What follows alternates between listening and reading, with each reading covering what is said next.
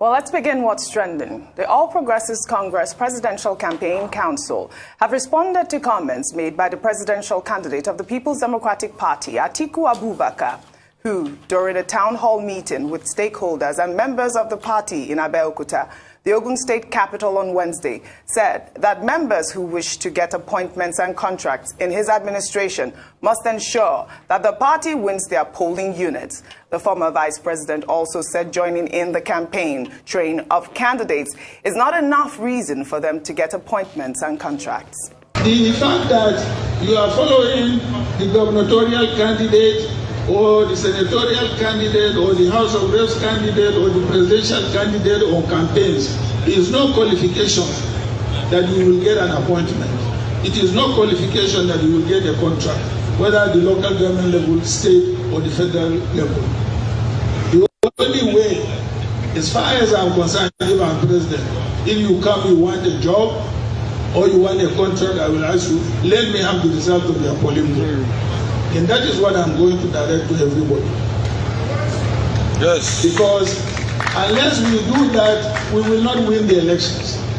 You cannot be following the governor all over the place, or the senator all over the place, and then you don't win your polling booth, you come, you say you want to be minister, or you want to get this contract, X contract, Y contract, and so on and so forth.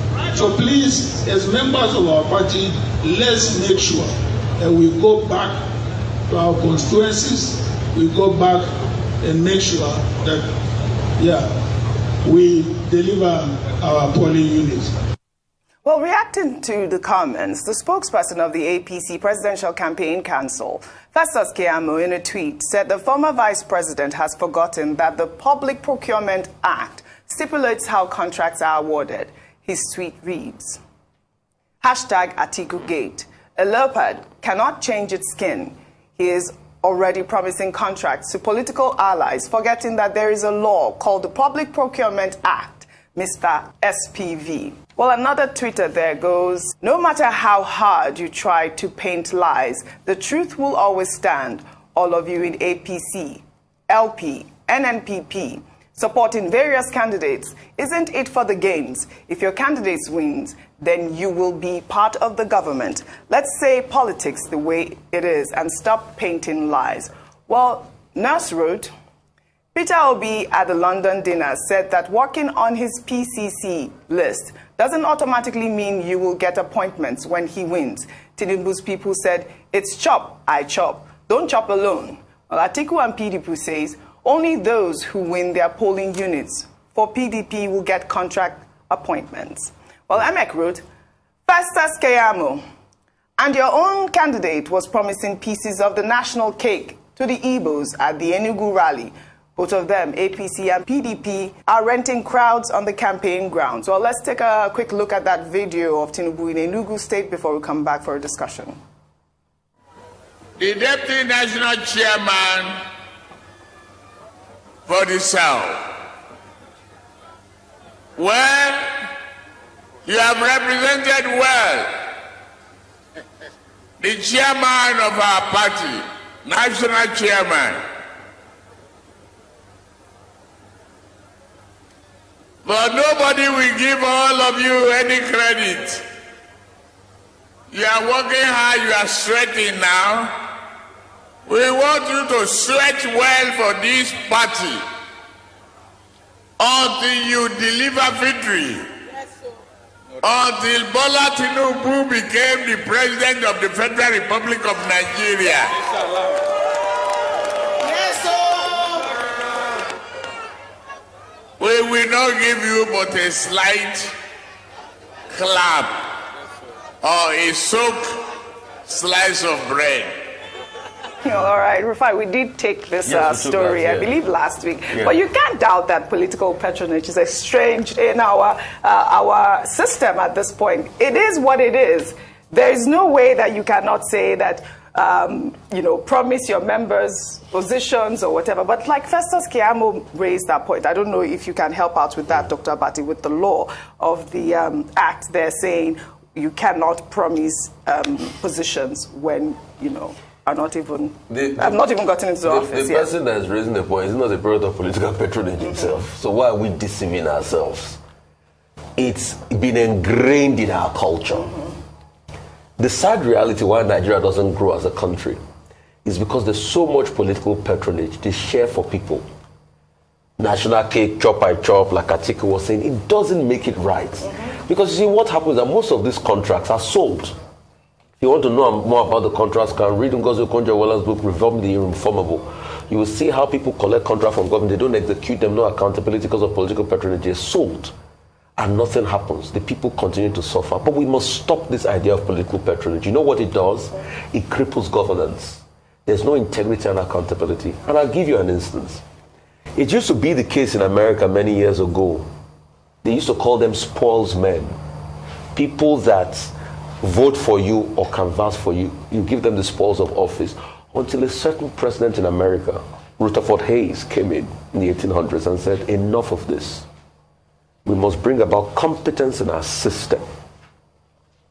It's not that it doesn't still continue in America, but now it's based on competence. But here, it's based on no level of competence. It's based on real madness. It's based on who you know. And it cripples the country and it cripples the economy. So we must put a stop to it. It doesn't make it right. We must only get competent people to give contracts to, not because of party affiliations. It happens even in the UK, it happens. You remember with COVID-19 vaccines and COVID contracts, the largest donors were giving bigger contracts, billions worth. You can see the corruption happening in the UK now. But it doesn't make it right in any way, shape or form. We must build a country based on integrity, confidence, and competence across board in our political system so that contracts can truly matter. And coming back to the law, yes, there's a Bureau for Public Procurement, which Olusegun administration made popular, which Obi Ezekwesili was first known for, Madam Due Process. All right? And you should follow through the due process, but we all know that even advertising of tenders is just all a fraud. They have given people the contracts in the back. They just advertise for the sake of, integrity and posterity when they know the people that will get them. Have you tried bidding for a government contract? They give it to their political surrogates and their political affiliates. That's why you can never get it. But we can't build a country that way. I always say that because this country is blessed and it's beautiful, it's got a capacity to do well. But it's because of things like this that have been pointed out. So all of them are all beneficiaries of this political shenanigan. All right, Dr. Abati. Okay, the two relevant laws in the award of contracts is the Public Procurement Act of 2007 and the Fiscal Responsibility Act of 2008. Now, what these two laws say is that when you want to apply for contract from government, first, open and competitive bidding.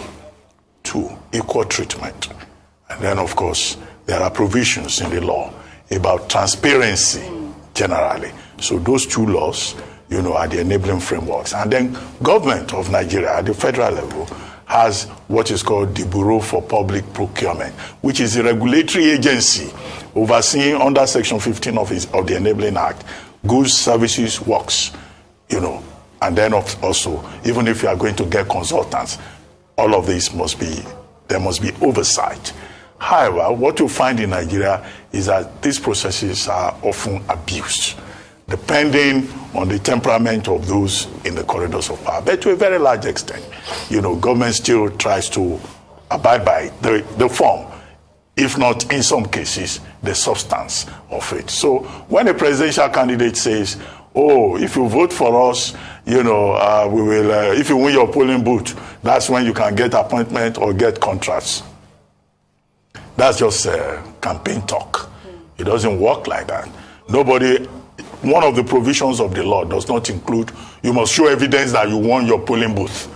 There's no such thing under the law, except you want to run a lawless government. And then, of course, it is not also automatic that people who get appointments will be persons who won their polling booths. In fact, many of the people who will be given appointments will probably not be politicians. Because the same Atiku Abubakar, in the same breath, says he intends to run a country of the best and the brightest. So if you are going to give appointment to the best and the brightest, You know, they may not be among those people who are making noise and doing psychophancy and doing mudslinging. They may not be among them, right? Absolutely. In fact, many of those people who are losing a vein to be seen to be working very hard for the campaign, if their candidate wins, many of them may not even be given anything. We have seen it before in this country. Yes. People work during the campaigns and then they end up being disappointed. And then they will see somebody else being given the job because the candidate, having become the winner of the election, may not class them among the best and the brightest. So that's how it works. But in this particular case, I just think it's a campaign talk. I don't think that, Atiku Abubakar, if he were to win, will ask people to line up with evidence from their polling booths. However, the president of Nigeria is probably the most powerful president in the world. He's a monarch. The monarch, we always say, yeah. Under Section 5 of the 1999 Constitution, he can dispense whatever patronage. He can create whatever he wants to create, okay? And this is one of the reasons why we say that the president of Nigeria should not be a monarch. The president of Nigeria should be, a president, a leader that governs under the rule of law. Absolutely. And that the powers are just too extensive. Imagine. The police cannot even function. The IGP cannot function except he gets his directives from the president of Nigeria under section 214, 215, 216 of the 1999 Constitution. So that's where the problem is. Right. So I think it's just campaign talk. It's not thing you take too seriously. All right. People in the PDP, beware. Yeah, so you deliver your polling booth, and I'm glad you brought up Asiwaju Bola Ahmed Tinubu's campaign in Enugu State, where you also talked about the soaked bread, because that was the first thing that came to mind when I saw Festus Keyamo's statement. That it sometimes, that statement remove the what's that thing in your eye, the log in your eye before you're able to see the speck in the other, and that's what we've seen in this election season. But Oje, let me talk about the elections of money elections. Beyond just the party faithfuls or member of parties is the way that elections in Nigeria over the years have been very money-based, whereby you're selling the soul of the nation based on what you can get. So it's down to personal interests. The reason why you're campaigning or voting isn't necessarily because you believe in the ideals of the person or the party, but because of what's in it for you. Now, if we continue with that kind of attitude, there's no way we can deliver a great nation. I went to the polling booth a few days ago and I met with a young man who said that he was very, trying to get his PVC, and I said, oh, great, and, patriotic Nigerian.